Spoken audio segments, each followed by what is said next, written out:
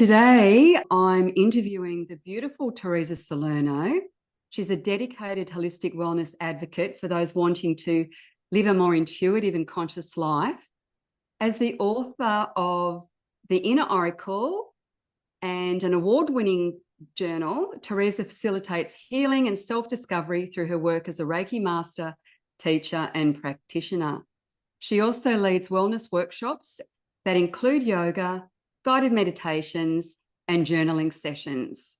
Teresa loves being a mum and spending time with her two children and husband, especially enjoying the beach during summer. So today, our episode is all about awakening the inner child, conversations with the beautiful Teresa Salerno. Hi, Teresa. How are you, my love? Hello, how are you? Very, very good. Thanks for So having excited me. for today. Me too. Me So too. excited. Yay. So, this beautiful inner child oracle journey that you've been on, I just absolutely love it. I love that we share an artist in Christine Karron. It's such a beautiful family at Blue Angel. So, my first question for you, my love, is how did the inner child oracle come to be? And how did it help you, especially during that crazy time of COVID? Yes. Well, that's exactly how it came about. So, yes, COVID's like a distant memory now. It was quite an interesting time in history. Um, and so inner child, it's one of those scenarios that wasn't planned. So Yes. it Yeah. came to me. I love that. It actually came to you. Yeah. It really did. So Christine Karron had the beautiful character Benny Blue and these gorgeous images of him, and Tony, the director of Blue Angel, had, as he does, he senses things, and he thought, I wonder Yes. if Teresa, so he's my father-in-law. Yeah. He thought, I wonder if Teresa would be interested. And I was mortified, to be honest. I honestly felt like, no Oh, way, were you? I'm not. Like, I felt too self-conscious to submit a manuscript, and who am I? The imposter syndrome. What am I going to write? And at the same time, I had that inner feeling of connection to it. I looked at this bunny and I felt a sense of reflection of something in me, inner child part. So inner child also came later, the title. So and so that was probably the beginning of how it started. Was, who is it in a child? Is it for a child? Is it like, who's Benny talking to? So Yes. as any project requires, you just have to start. So I just started writing. So we had kids home. It took so much longer than I planned it to. And then I was getting self-conscious of that, but I just connected. And anytime I dropped out of the thought process and the when, what, how, the logistics, and just Yes. Yeah. connected with an image and let it come through me. That's one card at a time. It developed, because, and what was challenging about the character was there's something melancholy about Benny Blue. So even for kids, I thought, I wonder, is it a bit too serious? So that's how Inner Child came about, because it was more sort of for the adult, but to connect with that younger part of themselves. And, that kind of sad look to him. Again, as a child, and we touched on just before, I was Yes. quite a sensitive child, a bit Yes. serious child, and always had that sense of there was more going on around Yeah. me. Yeah. Yeah. Watching things and watching the kids around me play, but felt like, now I know that it was just that intuitive part that was a little bit more, I guess, refined than some of the kids I would be playing with. And so you take things a bit more serious, and you feel a little bit more. And so that can be heavy for a child that doesn't know what it is and how to kind of handle it. And I'm from a big Italian family, and they are pretty loud and pretty social, and Yes. I required a lot of me time and quiet time, and would come home from birthdays or parties and always feel quite exhausted. And but because I was naturally empathic, sensitive, would pick up on the extras. So my nervous system took a little longer to read. Yeah. And so that's the part of Benny Blue that I felt like it was this little pocket of expression of. So I went back and I kind of revisited those aspects of myself. And as I was writing, registered what was happening for me when I was younger. So, and it's funny because I actually, when I read through some of the cards, I've forgotten, like as I read them, it feels like, did I write that? Like, I don't know if that happens to you when you write oracles where you're writing and then when it's done, it's done. Exactly. Like it's like you're channeling, Yeah. you're connecting with the divinity and the symbology and the energy and essence of the card, and the messages come through that portal of the oracle. And then I'm the same. I often, because you know how it works, you write the manuscript and then it goes off to the beautiful creative team and the editors or whatever. And it seems, and then there's this process, and then when it finally, not finally, but there's a process to it. When it comes out, I read it too and I go, oh my goodness, did that come from me, or did I write that? Or exactly. And it is, like you said, it's that co-creation. It's funny because I feel like shouldn't everyone's name be on this oracle, because it's such a team effort. And Tony did say that, whenever I felt like, oh, I'm not sure, he's like, just don't worry about the logistics, just write, just let it. And that was probably, that kept on playing in my mind because, as you know, it gets edited and it goes through the talent, through the team, and then this thing arrives and you're like, yes. wow. Everybody plays such a beautiful part and there's such synergy. Yeah. And Tony's been an incredible support to me and almost like a mentor, although he probably doesn't see himself that way. Yeah. And I love his discernment. He just seems to know. It's amazing. So yeah, I love that. Yeah. And so, then it was one of the designers that was like, that helped Sunshine, that kind of felt like the inner child title was, we used Benny as the character, but then that's how, and it was like that for me was the bow on top. I was like, now it feels clear.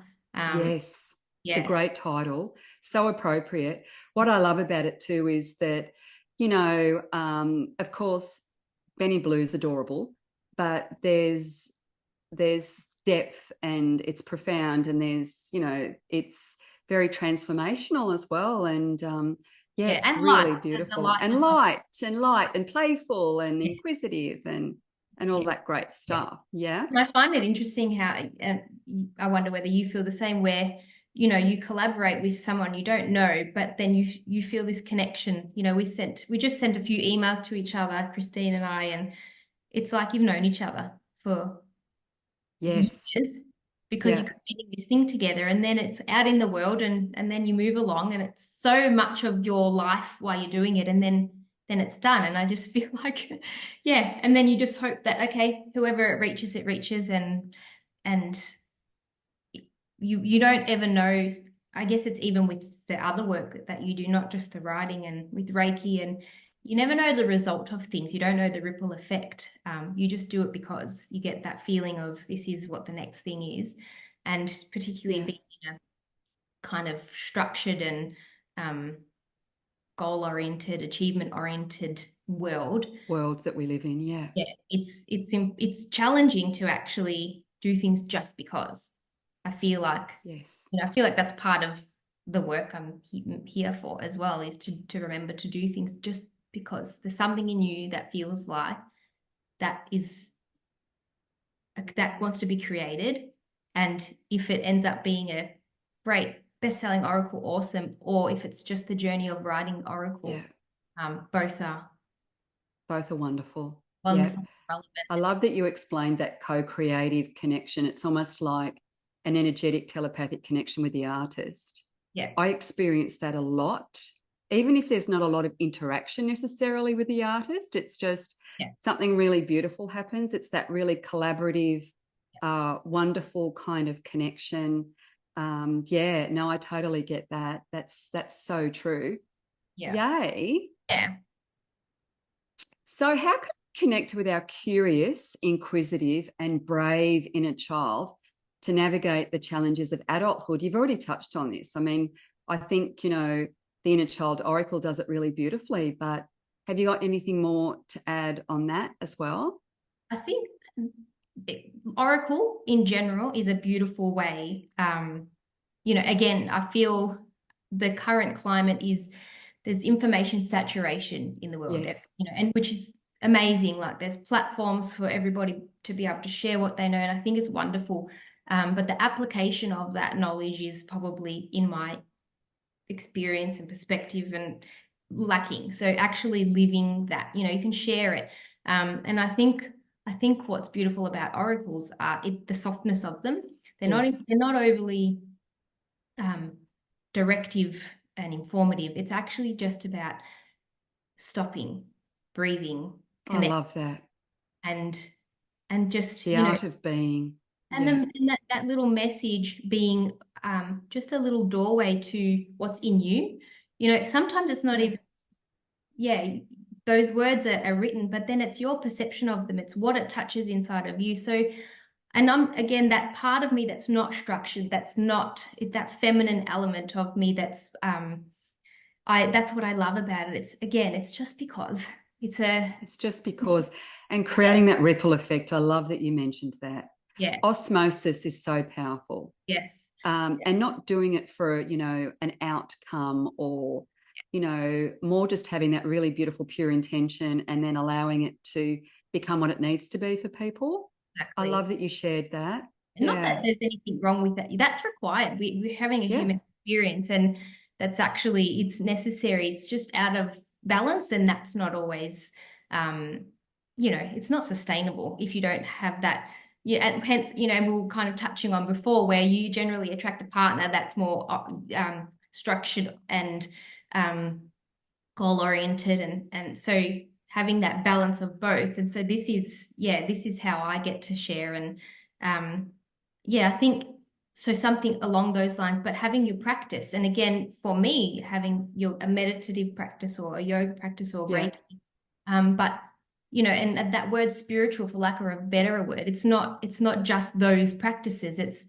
It's actually taking time to do that activity where you feel home, you feel yourself, you feel like there's no time when you're doing that. So if that's because you're an athlete, if that's because you're a musician, if that's whatever it is you're sharing, that creative euphoria. Yeah. So for me, it is these practices. It is Reiki. And dropping out of the thought processes and kind of down into the heart. And it's difficult because it's kind of a fast-paced world, and you have to go against the grain. And for us sensitive empaths, it's, deep feelers, it can be a little bit overwhelming at times. And that's when, and in those times, the inclination to just, stay on the train and get things done and feel that sense of, oh, once that's done, then I can do my practice. It's like, it's actually the opposite. When that's happening and I'm feeling that overwhelm, it's like meditate twice a day. And when I say meditate, I'm not sitting there Om Shanti. It's actually, it's in the mix of the busyness of having children. I'll come home and the inclination is to get dinner started and get ready to bring the kids to sport. And it's like, no, it takes discipline to take 10 to 15 minutes to actually be quiet, get grounded, get still, get centered, breathe, and do, I call it the next shift, So those are the practices for me. And that's when I feel, I write every day, I journal every day. So that's, I love that.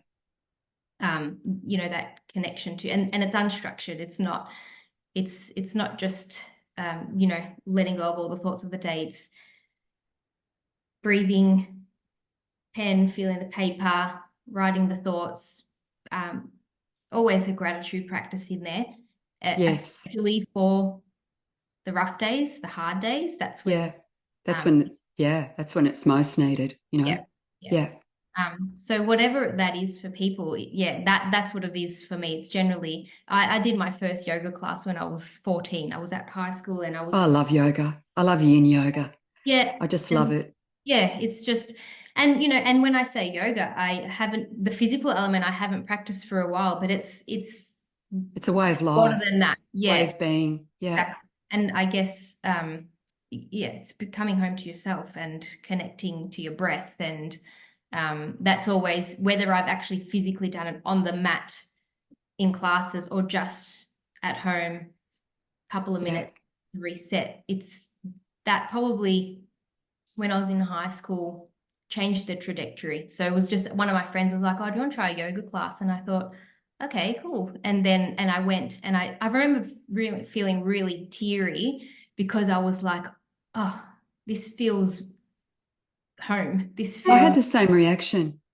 yeah, yeah, because it's you're just busy up in the mainstream of things. And yeah, so then I think that was the first significant tool I had to navigate through high school, the stresses of exams. And I was sensitive, stress head, had a bit of I was always, I would think about exams and think about tests and just a deep thinker, overthinker. So that was a really nice beginning to then when and to do it from such a young age too, Teresa, that's amazing. I love that. And who knew I was going to be in a family that had an oracle business, and there was, like there's the whole world that coming from my family was not really, even my parents and my dad, it's what do you do? Like, what's Reiki? What's, there's what's that? So, I remember having that same reaction with my family. And then they have wonderful opportunities and realize, oh, it's like there's a whole world. There's something for everyone, Don't ever feel like, I remember that quote from Brene Brown that really was kind of impacting so if you try to fit in, like the opposite to belonging is trying to fit in and just being like belong to yourself. And that's right. Kind of, then your world will reflect around you. So powerful. So, love that. Yeah. So they're the pieces, and I guess, that's where for me accessing that inner child wisdom, for me, that's how I get there. But for others, it's play, it's sport, it's music, whatever that is for you. Yes. The playful, inquisitive, curious child. I love that so much. And I love that you weave all those beautiful spiritual practices into your everyday, even if it's just 10 or 15 minutes. So I do that too. Like I'm a Reiki Master teacher, and these days Reiki's a way of life, and I do my 10 minutes of meditation before I go off to sleep at night. And I love journaling too. So I love that you love journaling, and I try and do my yoga like at least once or twice a week as well. So yeah, and you're right. It's like coming home to self, coming home to coming home to self, coming home to like-minded community. It's beautiful. Yeah. They're those little, they're the things that sustain. So because I work with I work as a teacher aide through the week. And so same thing. These are my qualifications: a Reiki Master teacher, practitioner, yoga teacher. My actual expression in this current season of life is working with children in a school, helping those with ADHD and ADD and on the spectrum. And I do. So I may not be teaching Reiki, but Reiki's part of who I am. Yoga is part of who I am. So you bring the practices, and I'm enjoying working with children because they're so they're just at a stage in their life where the ego is minimal. Oh, it's so wonderful. It's so perfect. How perfect is that? And so so I try not to get caught up in, because again, I probably something that I experience is going down that path of needing to have a title and I've done this, so I should be this, and I have to practice staying in that flow and remembering this is what it looks like. This is the expression at the moment. And it's beautiful. Like I really love. I love the way you explained that. It's like where you're at the moment. It's a beautiful expression.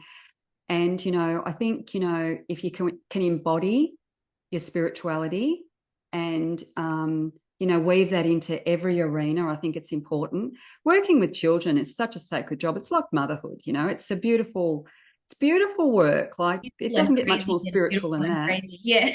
Well, that's the other, because even again, that was another thing, that a lot of the things that I've enjoyed the most have come about to me. So even this role, it was the way it all fell into place. I didn't even register that those skills could transfer, and I love it. But it also logistically fits with having children at the moment, and I want to be part of their sport, and I like dropping them off to school. And so between hubby and I, like, it's school hours, so I've got holidays with my children, and we get to have the weekends together. And so again, it's like we can get so fixed on what something needs to look like.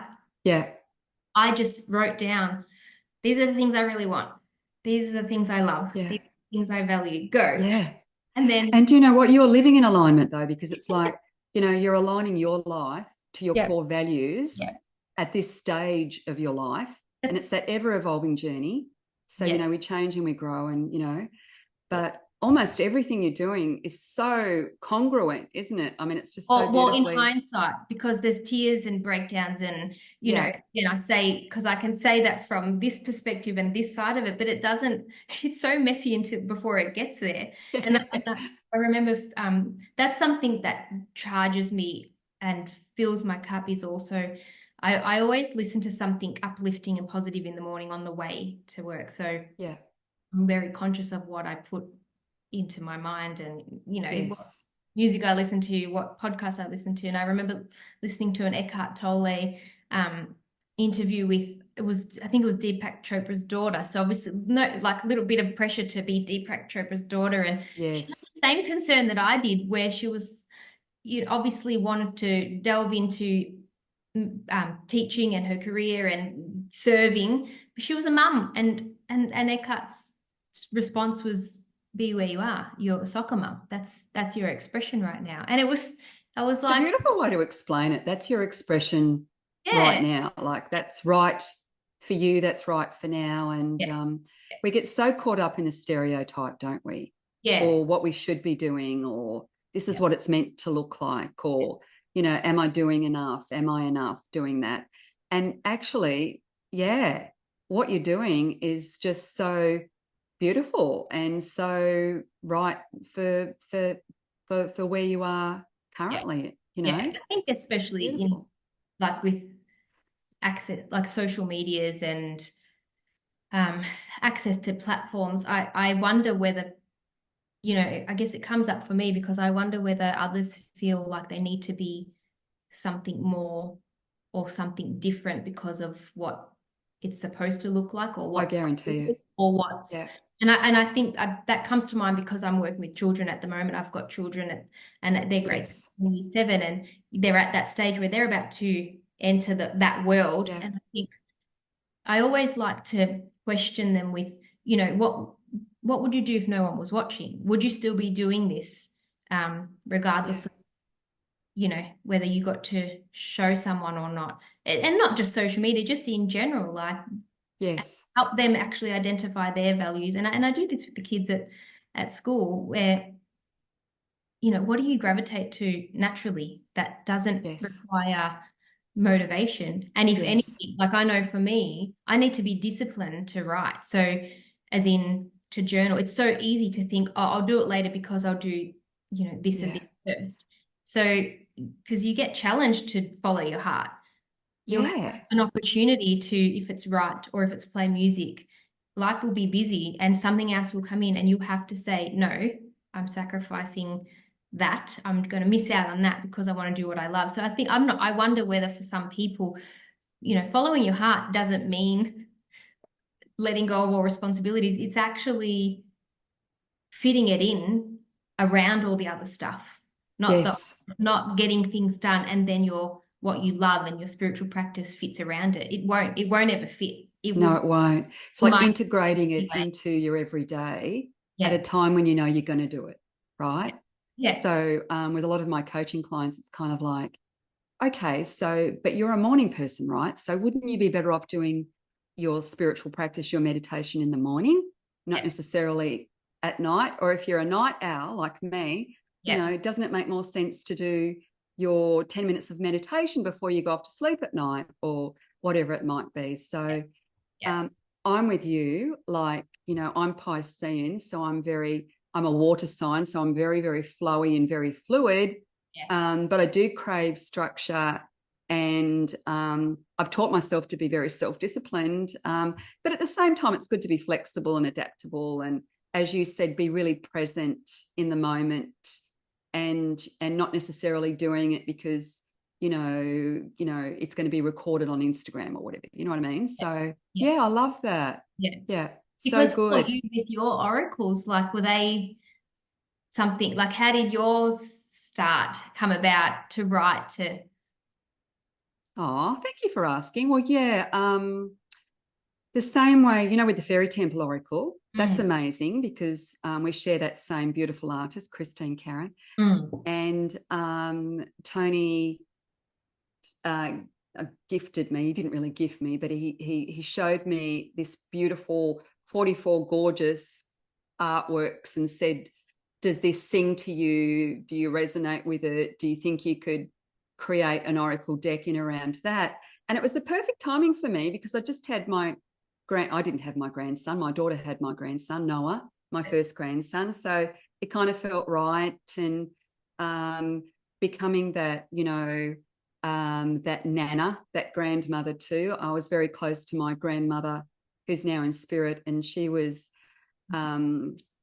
very Catholic, British, very Catholic, but also very connected to the fairies. So same sort of thing. It was the perfect divine timing for me to be creating that. Yeah. So I love that we've both kind of done that in a similar way. We've both done that. Yeah. Absolutely. Yeah. Yeah. Not forced. But again, it's like you have to get a little bit uncomfortable. You have to get a bit out of your you do. comfort zone too. Oh, it was scary the first time I created my first oracle card deck. That was the Star Temple Oracle. It's, that, you try and talk yourself out of it, the self-sabotaging of, am I good enough? Am I going to get a publisher? Am I going to self-publish? Is it all going to be okay? And then of course it was. It was beautiful. Everything just fell into place really beautifully when I stopped overthinking it and started trusting in spirit and just going with the flow. And as you said, one day at a time, one card at a time, just having that self-discipline to sit down and write and enjoy the journey of it, and get caught up in that almost like childlike creative euphoria. I love that. Yeah, Thank you for asking that. Yeah. Well, that's what, even that, because obviously for you, I wonder your inner child experience and your growing up, did you always feel connected? Like, when did you register that you could connect with non-physical beings? And like, that would have been an interesting inner child experience. It was like, when I was I think I was about 3 going on 4, I lost my grandfather. And my grandfather really was like a second father to me because my parents were actually really young. Like, mum had me when she was 16, dad was 20, right? Wow. Yeah. So my grandparents were like parents almost. And my grandfather, I just loved and adored him so much. So when I lost him, I just felt such a strong connection to him that I just continued to communicate with him to the point where, I'd see him come down the stairs at my nana's place and and kind of just say different things to the family. Yeah. So it was from a very early age, that type of thing. But like you, I was a sensitive, introverted, kind of shy child. So, that sensitivity, that intuition, I always kind of knew I was a bit different. Even from an early age, So and embracing. And embracing it took me a while. Yes. In the early days, I used to call myself a reluctant psychic medium because I did everything but that for a while. But, that it doesn't go away because it's a part of who you are. So because even having children, like, were you practicing when you had young children as well, or did it? I've always had a spiritual practice. Yeah. So I've always been really spiritual. So even when I was in the corporate space, Yeah. I was still very spiritual. So I'd still go to a meditation circle, yoga, do different things. So I've always been, and I've always had an absolute fascination with oracle card decks and, and spiritual books and podcasts and workshops. So I did that all the way through. But yeah, it's kind of like. And then at some point you decided to follow it. Yeah. I actually had, it sounds very melodramatic. I actually had a near-death experience, and that was actually wonderful, believe it or not, because I kind of like, decided that it was just what I had to do, and I just did it full time, and and all of that. So everything I had done up until that point was appropriate and wonderful. But I was really craving that deeper meaning, being of service to spirit, making a difference, having more engagement on a spiritual level, all that sort of stuff. So it's interesting in hindsight, because I began that yogic path and then finished high school and then did my hairdressing apprenticeship, because that was what I knew. And that was how many hairdressers are psychic? My hairdresser's psychic. Yeah, and it's funny because they're healers too. They really are, and they're counselors, and they're always intuitive.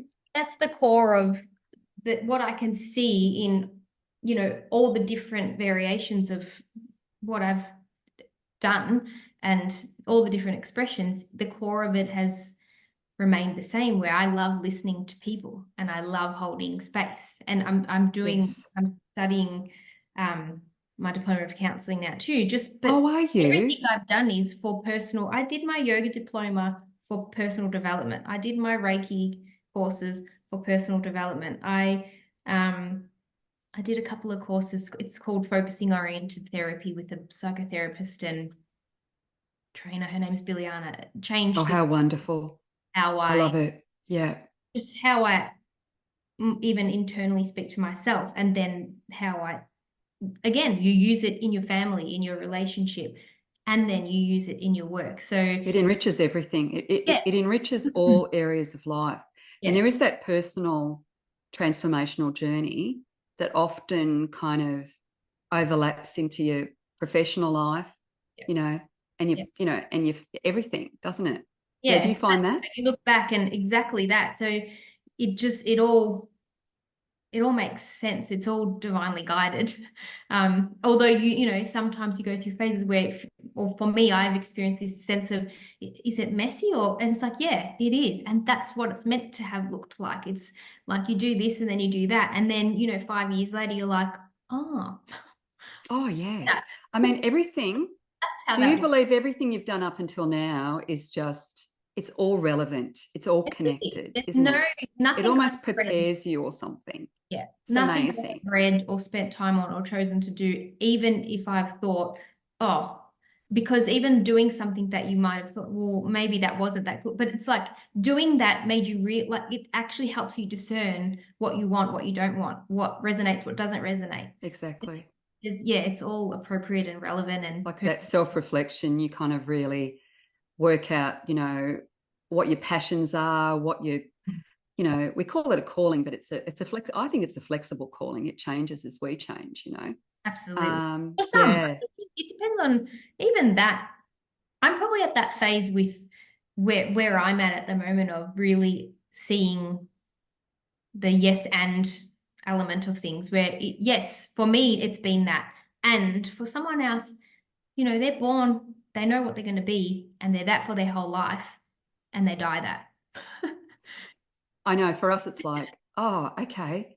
Yeah. I don't know about you, but I like to be challenged and I like to learn and grow. And you sound like a spiritual academic the same way I am. So I'll probably be learning and growing right up until, when I pop off.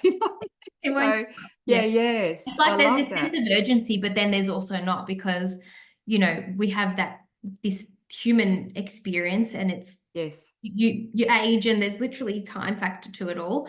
But so it's funny because sometimes my motivation is try and learn as much in this way as possible. So whatever's next, I get to bring it all. So I don't have a feeling that it stops either.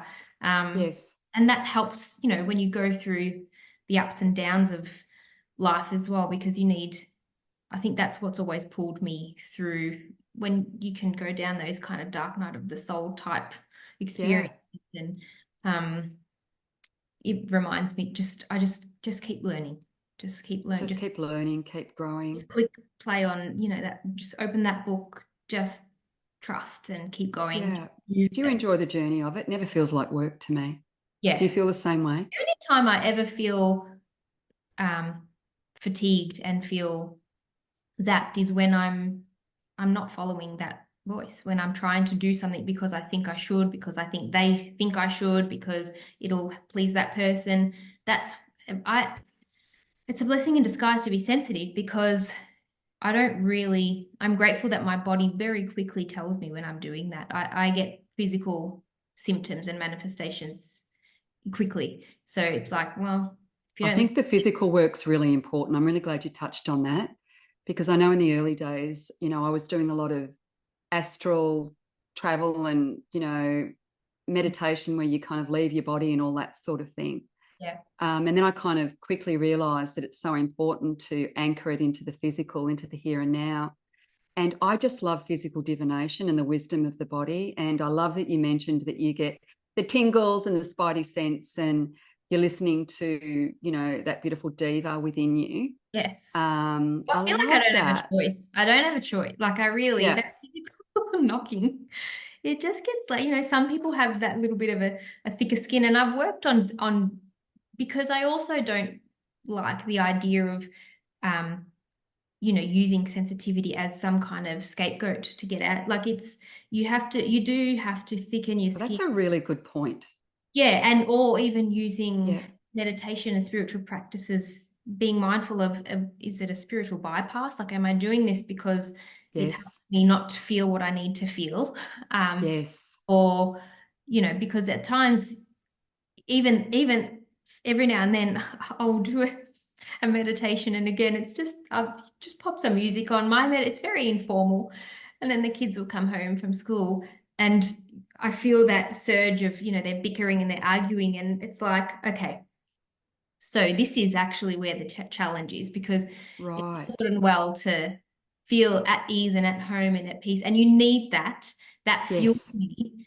And then how do I bring that into when Yeah. it's loud, and I have to be at an event that I don't like loud noises, I don't like big crowds, all those types of things.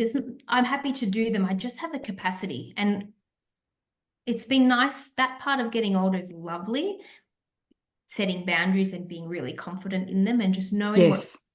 they grounded, and feeling completely okay to be like, okay, that's me done, love you all, love having Yeah. fun, and phones off, good night. Healthy boundary, healthy detachment. Yeah. Yeah, I think that's and to know the difference of when you do need to go into the cave and rest and Yeah. recharge, especially, as a sensitive, definitely.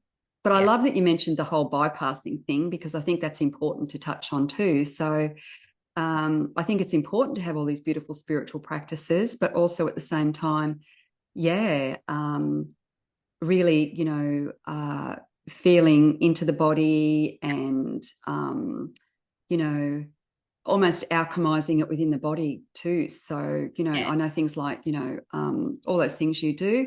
Yeah. And, meditation doesn't always have to be, as you said too before, it doesn't have to be like, Yeah. in a You don't deep have to do. trance. It can be a walking meditation. Yeah. It can be a Right. dancing meditation. Yeah. That's, yeah, that there's, it's for me, those daily habits that, it's funny because sometimes I'll say, oh, I don't have time to do this. And it's interesting because people, you get really busy, but that's because, so for me, my version of that is because my hubby and I will walk every day. That is that connection point. That is regardless of what's happening, walking, talking, meditation. That's when because there's no phones, fresh air, rain, hail, shine. We will Is walk. that right? Yeah. That's wonderful. Yeah, that was a savior during COVID in Melbourne, particularly. Yes. Like, But so good for your relationship too. yeah, definitely. Because if you sometimes like passing ships and tag, and you bring that kid, I'll bring that kid. So that's like this point of grounding and connection But for me, those everyday little practices, it's that spiritual hygiene. It's that 5 minutes. I'm up before the kids are up, before anyone's up. And Yeah. it's a 5 minute, it's my lemon and water. I look Oh, outside I do that. We do that. Yeah. at the window for 5 minutes before the day starts, just to start Yes. grounded. It's, the car ride to work. It's interesting. My daughter's quite extroverted, so sometimes Is she? children will show us versions of maybe our repressed side. So her version in the morning, she pumps the music. So here I Yeah, am she. in the Yeah. car. I drop her off before I go, and her music is like she's gangster and it's loud, and that's what motivates her for the day. So again, as a parent, it's like, okay, that's not my jam, but my value and my highest priority of my children, my family, my kids. And so we have that on, and then she gets out of the car, I wave, bye, kiss, kiss, and then her And then you music's put your meditation music on. I just find it really funny because that's what I mean I by love that you allow her to be her and you yeah, appreciate her for that. yeah. It's yeah. That's Because I so can get great. very serious. I'm not sure if that happens for you as well. I can, being a deep thinker, deep feeler, it's very easy to I go, can be very serious. Yeah. yeah. So I do, and my hubby Christian's very good like that too. He's quite he's got a funny sense of humor, and Yeah. sometimes it's totally inappropriate, and then sometimes it's like, okay, that's my anchor. That's what keeps me grounded, and that's the yes, and it's not, but because same thing. I'm not sure what your experience of the world and the news and things that are going on at the moment, and that divisiveness. It's like this or that. It's It's easy to get kind of go down that kind of global spiral of I mean, it's important to be aware of it, but you're right. yes. If you're kind of like drowning and dwelling in it, and it becomes quite challenging, And doesn't it's it? also like, I think what quote was it? Possibly an Esther Perel, or she said something about we can disagree without disconnecting, and I thought it was so Mm, relevant. And it's something that keeps coming up for me. I bring it up in lots of conversations because we can like be who you are and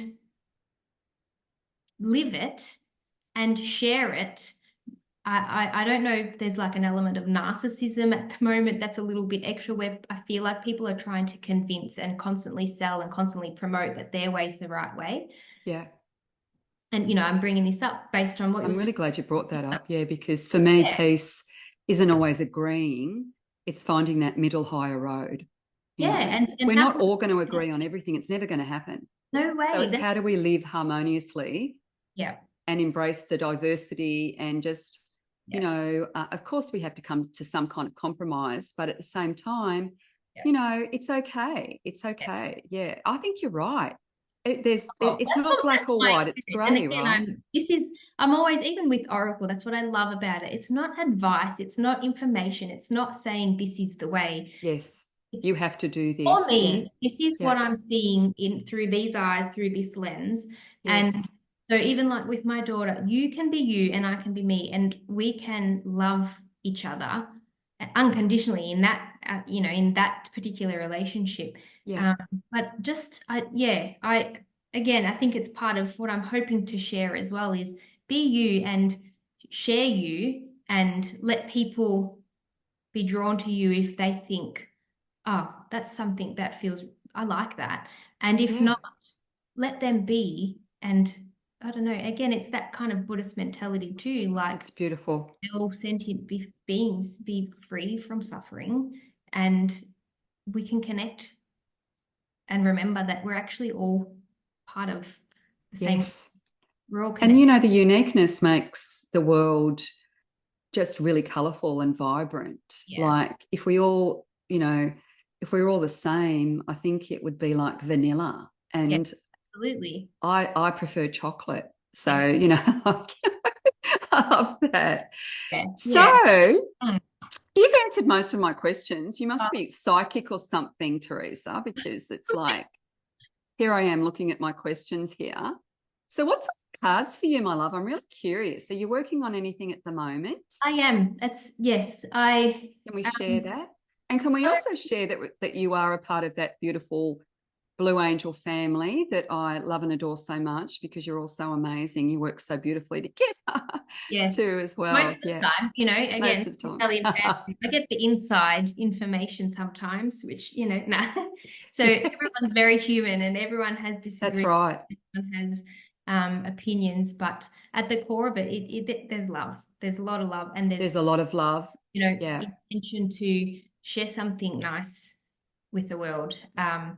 And so for me, I'm enjoying what I'm doing. I do feel this sense of end of a chapter. I think possibly because even logistically, I've got my daughter starting high school, so all of a sudden I've got high school kids. It's a different cycle. Different cycle. They're a bit more independent. So I just make sure I'm doing something I love every day, which is writing. And so I do have, I haven't even told Tony yet, I'll let him know, but I have it. I'm writing, and it's an oracle. I don't know what it's titled. It's working. Yes. Working title. But very similar to everything we touched on today. It's actually, for me, I have to just let go of the planning part, and whatever I'm listening to, whatever I'm writing, then so that's kind of my system with writing. Is I've almost got like, again, funnily enough, I don't plan it, but it's not structured, but I'll listen to something nice. I meditate. You know, I'll share what's happening for me inside. I work with that focusing oriented approach where it's felt sense. It's about like listening to the wisdom from inside. You're in and understanding what it wants from you and for you, and then I literally write, okay, over to you type thing, where I get out of the way and then something, and so that happens. So that's what's happening. So that's the next project, and to be continued. But I now, again, because I have that little bit of flexibility, would like to get some workshops happening, get some journaling workshops. So journaling's wonderful. Yeah, because even that, I find a lot of people, because I love the Inner Child Journal. I've used them. I haven't got it yet. I can't wait to get it. Yeah.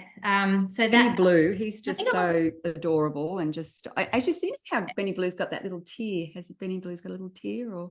Yeah, well, in maybe one to me, it's so beautiful, because there's beauty in deep feeling and that sensitivity, and it's just, there's something so beautiful about that expression. Yeah, that's right. Exactly. I feel like, and often people will feel a bit lost with how to, like, journaling is not just about ranting and raving and and letting all your feelings out. There's actually you know, maybe sometimes that's helpful, but it's actually not. It's definitely not.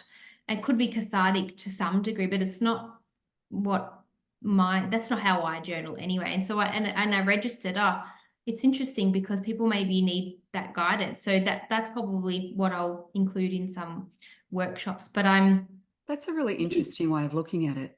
Because I know with a lot of people, the journaling is the purging, the releasing, the surrendering, the letting go. But you don't want to get stuck in story either. So what are you consciously creating?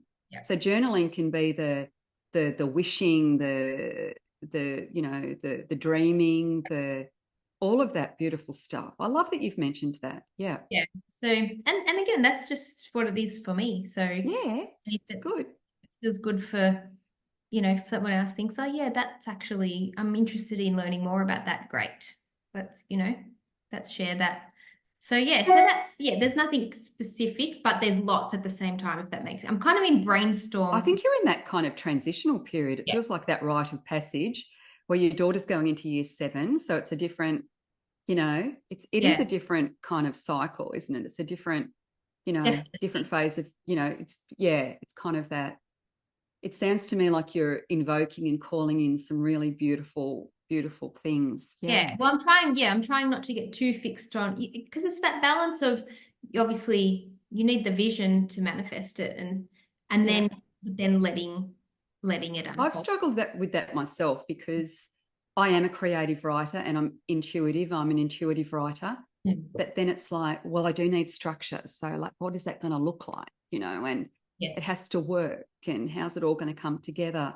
when really the best writing I do is when I just hand it over and I just trust in spirit and I just allow it to come through. And that's the co-creation part. And, you know, yeah, through a publishing company or through, again, like you said, with your daughter having that structured element, my husband sometimes, at those points where I almost get, because I know my inner critic, I discovered this at one point in a counseling session where your inner critic can actually sometimes come through as that part of you that gives you too many ideas all at once, because wow, it okay. gets excited. So to the I point, get very excited. yeah, but then to the point that it feels so much, then I'll get overwhelmed. And Yes, and it's like too hard basket I've or been there myself. It's yeah, like, I want to do this and I want to do that and I want to do this and I want to do that. When spirit's going, well, there's, I think, or when you're intuitive too, we often see forward. yes. So we might be seeing Yeah. like everything we'll be doing, but of Yeah. course you can't do everything at once. Yeah. Yeah. So, And that's where sometimes I write it all down and I'll say to my husband, even with house stuff, because when I get in that mode, I'll even start to go down the path of, so then I'll start thinking about work and then it'll be things I want to do around the house and then things. And so my list, and I'll just hand the list over and I'll say, here, this is the contents of my mind. Can you please, because it's effortless for him to structure. So it actually gives him energy to do that. So I hand it over and then he loves it. It's like a project for him. He'll categorize it, he'll time frame it for me. And I'm like, thank you. And then I'm good to go. Whereas I have to help, I think, him sometimes get out of that. yes. And Yeah. and just Yeah. I'm sure you'd have a lot of really creative ideas. Like yeah, I know within my marriage, because I'm married to a very practical, pragmatic Scorpio. yes, So he's like, and he's very hardworking and he's very reliable and he's yeah, got lots of advice for the kids. And, coach, where I'm the one that's going, oh, I want a jacuzzi in the bush. Can we build a, yeah, or, like, I want to do this or I want to do that. And, it's like, yeah, yeah, I'm usually the one that comes up with all those kind of wacky, wonderful ideas yeah, that some, some manifest, some don't. But yeah, I'm the one I'm the ideas girl. yeah. And then here, Yeah. bring it into form. And then he Yeah. brings it into form. He's actually a builder too, so it's helpful, right? So His background. Exactly. That was his background. So he's very like foundation first and then let it grow. yes, So, yeah. yes, But yeah, that said, that was probably the only other question I had was, when the world does feel a bit busy, loud, and you need to kind of turn inward. Or I know sometimes I crave nature and, I'll drive, I'm not that far to drive to the I did hills. notice that about you, and you and I are very similar. Yeah, Yeah, or so if I can get to nature, that's amazing. But like when you can't, or I often find that times where you need probably tranquility and extra peace. For me, my experience has been often when it's busier than ever, and like there's extra yeah. family parties or there's extra commitments for school. So what is your go-to? That's always a question I love to ask. Oh, Anyway, that's so interesting. Obviously, I really love nature. Like even yesterday, I had to take my car for a service with, one of those boring yeah, practical things that we have to do. So I went for a walk along the Maruya River and I actually found some beautiful seals that were actually sunbaking on the rocks. yeah, And how you talked about just being and not doing. I very rarely yeah, do that, although I do have a lot of spiritual practices that are non-negotiable during my day. But it was yeah, so beautiful. And then I noticed that there was trees blossoming and yeah, beautiful things. And yeah, I think it's about just creating space in your yeah, day, even if yeah, it's just 10 minutes, yeah, and doing it in a way where you can. Like yeah, I walk my sausage dog Pablo on the beach in the mornings, and for me that's a really special time. yeah. I like to get up early.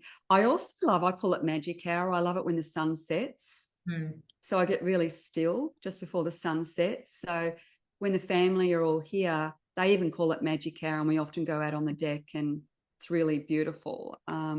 Yeah. So definitely nature walks in the hills and the beach, which I know is something that you like to do. Yeah. Yeah. Well, and even, yeah, because it's just, I know I think everyone has different capacity too, because with your work and when you're writing, like, do you need quiet, dead silence, or can you Uh, create I if don't there's, think dead silent. Sometimes I play a lot of music, and I yeah, often have music playing in the background. It's usually that beautiful kind of spiritual meditative type music. But do I need quiet? I or kind like of if do. people I are do. around where, you Pardon? know, if there's people around or if there's people home, Yes. can you still stay in your creative state if you can hear a grandchild, or if you can, or will you just switch off That's a and that? really good point. You know what I'm really good at? I'm really good at, I call it like blocks of time. So Yeah. every second Monday, I look after my grandsons. Yeah. So on that day, it's all about them. Yeah. So you've just, So I put my devices away.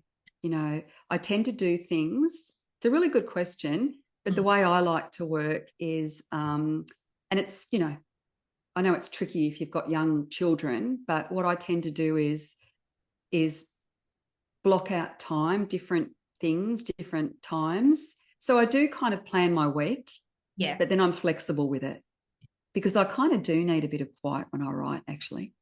Do Yeah. you?